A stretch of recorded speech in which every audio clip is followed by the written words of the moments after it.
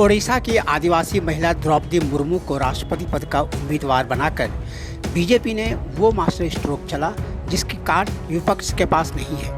ओडिशा की बेटी को उम्मीदवार बनाने को गौरव का क्षण बताने वाले मुख्यमंत्री नवीन पटनायक बीजेपी से विरोध के बावजूद इस मुद्दे पर उसके साथ हैं। उन्होंने सार्वजनिक तौर पर ओडिशा के सभी विधायकों से अपील की है कि वो पार्टी लाइन से हटकर ओडिशा की बेटी को राष्ट्रपति बनाने के लिए वोट दें। यही सवाल झारखंड में उठ रहा है और मुख्यमंत्री हेमंत सोरेन को यही सवाल बार बार परेशान कर रहा है। आदिवासी अस्मिता की राजनीति करने वाले और दिक्कू बनाम आदिवासी की लड़ाई के बल पर सत्ता के शिखर तक पहुंचने वाले हेमंत सोरेन आखिर किस बिना पर एक आदिवासी महिला को देश के सर्वोच्च पद पर आसीन होने से रोकेंगे? द्रौपदी मुर्मू संथाल महिला है। झारखंड में संथालों की जनसंख्या 27,52,723 है। झारखंड में सबसे बड़ी जनसंख्या वाला आदिवासी समुदाय संथाल ही है। झारखंड में 30 नोटिफाइड अनुसूचित जनजातियां हैं। सबसे बड़ा हिस्सा संथालों का है। ऐसे में एक संथाल महिला का विरोध करना राजनीतिक रूप से जोखिम भरा काम होगा और हेमंत सोरेन ये जोखिम नहीं उठा सकते। झारखंड मुक्ति मोर्चा बीजेपी के उम्मीदवार का विरोध सैद्धांतिक प्रतिबद्धता के नाम पर भी नहीं कर सकता, क्योंकि उसने इसी पार्टी के साथ मिलकर झारखंड में सरकार चलाई है। हेमंत सोरेन उस सरकार में उप मुख्यमंत्री थे।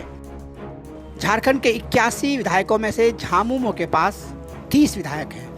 बता दें कि राष्ट्रपति का चुनाव एक इलेक्टोरल कॉलेज करता है जिसमें लोकसभा व राज्यसभा के अलावा राज्यों और केंद्र शासित क्षेत्रों के निर्वाचित प्रतिनिधि होते हैं। राज्य विधानसभा के विधायकों के वोट का वैल्यू उस राज्य की जनसंख्या पर निर्भर करता है। एक फॉर्मूले से तय होता है। झारखंड के हर विधायक के वोट की वैल्यू 176 है। इस तरह झारखंड मुक्ति मोर्चे के पास 5,280 वोट है। हर सांसद के वोट का वैल्यू 700 है। झारखंड मुक्ति मोर्चा के पास सिर्फ एक लोकसभा सदस्य है, राजमहल से सांसद विजय कुमार हांसदा।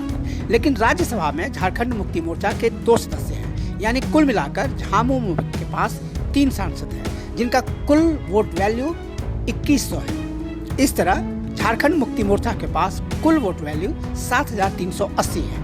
ये वोट यदि द्रौपदी मुर्मू को चले गए तो बड़ा अंतर हो जाएगा, क्योंकि इतने ही वोट विपक्ष के उम्मीदवार यशवंत सिन्हा के कट जाएंगे।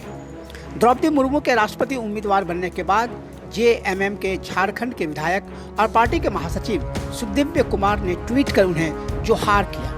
इसके साथ ही उन्होंने पत्रकारों से बात करते हुए कहा, हमारी पार्टी पिछले 3 दशक से भी अधिक वक्त से आदिवासी अस्मिता, उनके अधिकार और उनके मुद्दों को लेकर लड़ती रही है। अब जब किसी आदिवासी नेता को पहली बार राष्ट्रपति पद का प्रत्याशी बनाया गया है तो मेरी प्रबल इच्छा है कि हमें उनका समर्थन करना चाहिए। हालांकि उन्होंने ये भी कहा कि ये उनका नितांत व्यक्तिगत राय है और इस मुद्दे पर जेएमएम जो भी निर्णय लेगा उसके साथ हो जाएंगे। लेकिन सुदिव्य कुमार पार्टी के महासचिव भी हैं और उनकी राय को खारिज नहीं किया जा सकता है।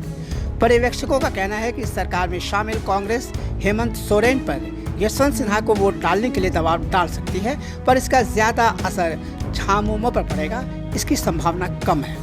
ये मुमकिन है कि नवीन पटनायक ने जिस तरह ओडिशा की बेटी के नाम पर वोट देने का ऐलान किया था, हेमंत सोरेन भी आदिवासी अस्मिता के नाम पर द्रौपदी मुर्मू का समर्थन का ऐलान कर दें।